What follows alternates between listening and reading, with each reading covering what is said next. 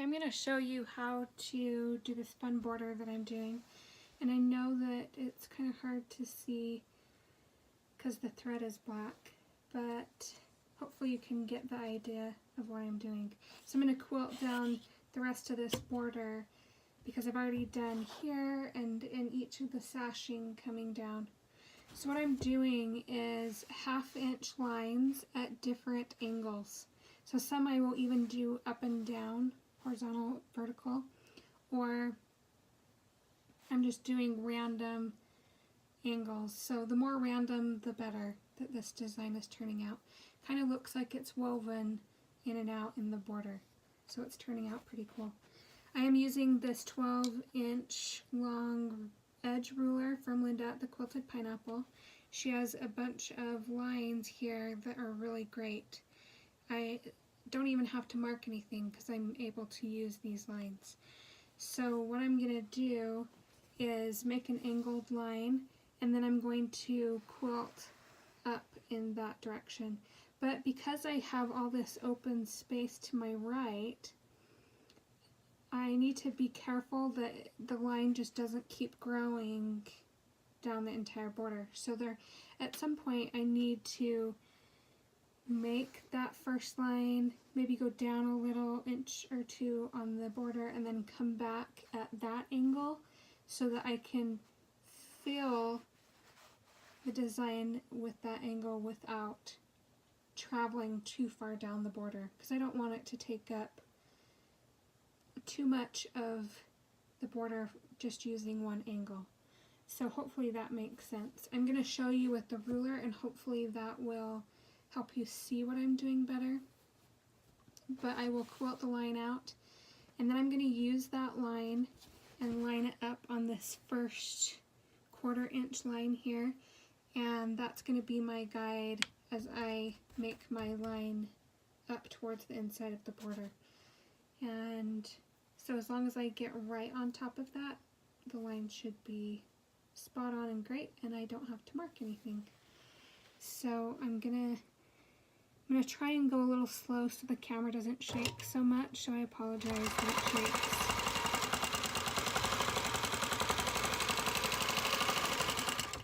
Okay, so I have my first line. I'm actually going to come here and make my second.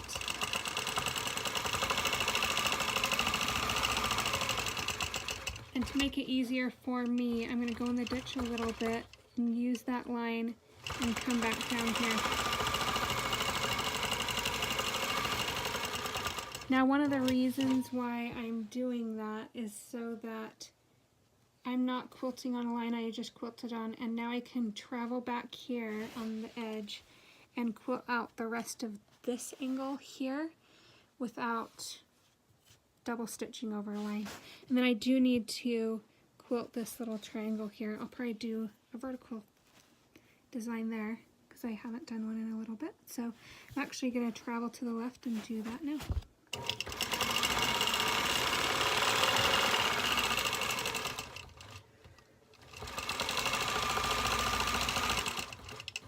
So with the vertical lines or the horizontal line, with the horizontal lines I will quilt up, because then I can always be using the ruler as I quilt up like this. But with these vertical ones, I like, because I'm holding the ruler with my left hand, I like to work from my left to my right. It's just more natural than trying to come this way as I quilt.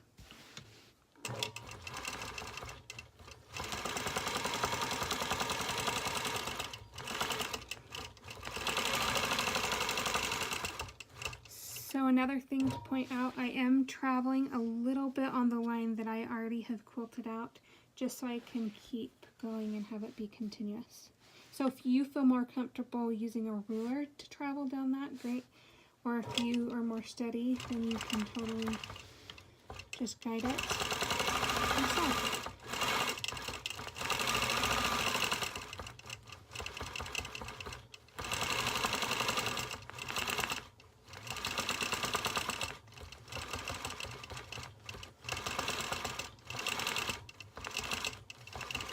Okay, now I'm ready to travel on this diagonal line.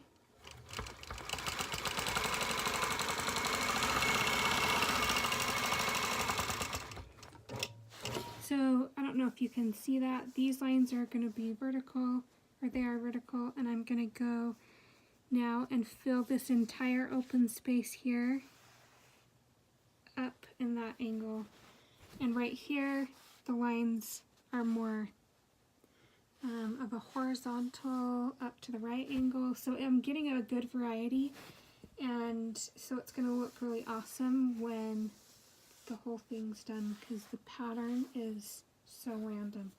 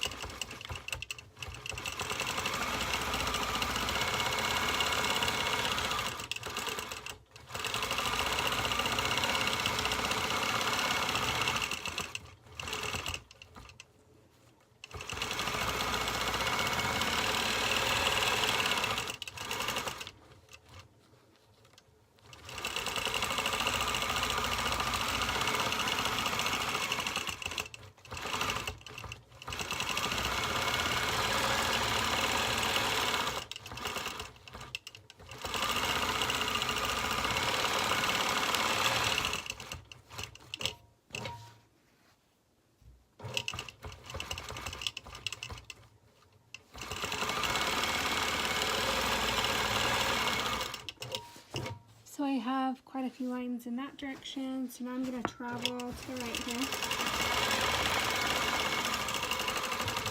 And I'm going to go at this kind of an angle.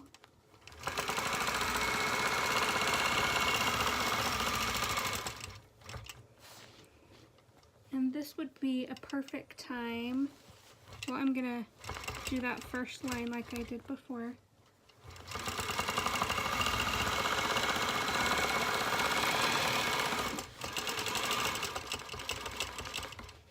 This would be a perfect time to do some lines.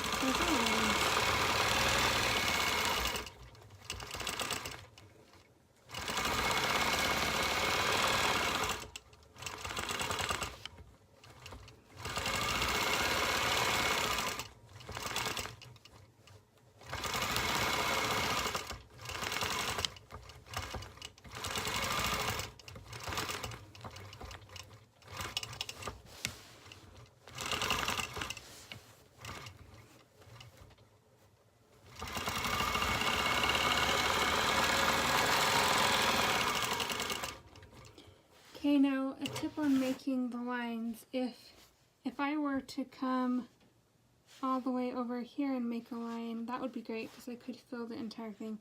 But if I made a straight up and down line and then decided to do an angle here and then meet that angle coming this way, that straight up and down line kind of is, it's kind of an interruption. I wouldn't do it just because it doesn't go with the weave look in the quilting design that we're doing. So just be aware of what you're going to do. So if I did do a straight up and down line, I'll do one.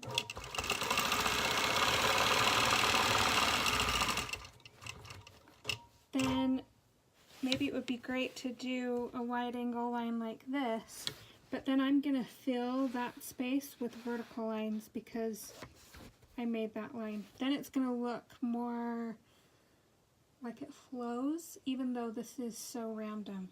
So that's what I'm going to do here.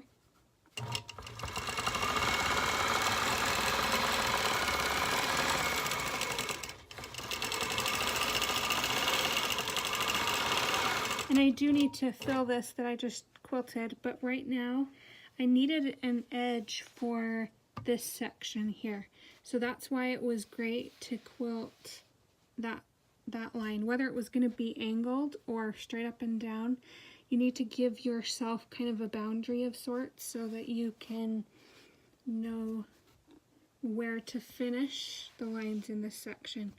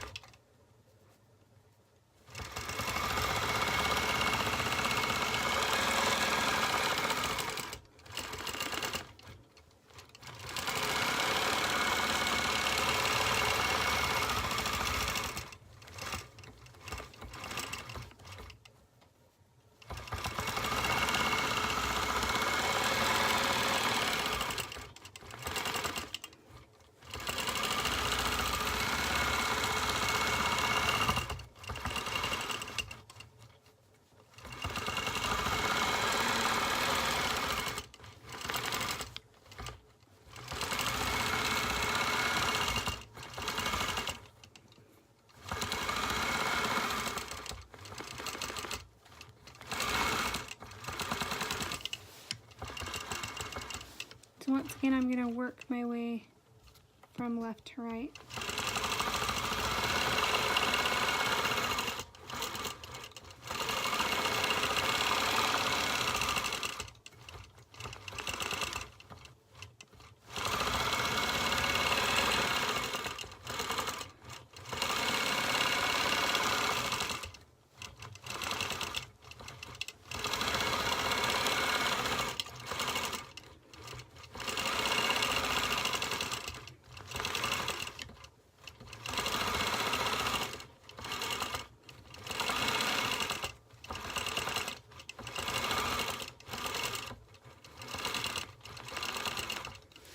So hopefully that's enough of a variety so you can get the concept of how this design quilts out. So I'd love to see you try it and let me know. Tag me in your pictures if you post them on Facebook or Instagram. And I'd love to see what you've quilted. And I will do this again in another short video. I just don't know when that's going to happen. When maybe you can see the quilting a little easier. But I feel like with the green ruler of Linda's that you can see the concept of it as I quilt it out. And I apologize for the shaky camera. My mount is not that great. So if you have any questions about this, let me know. And thanks for watching.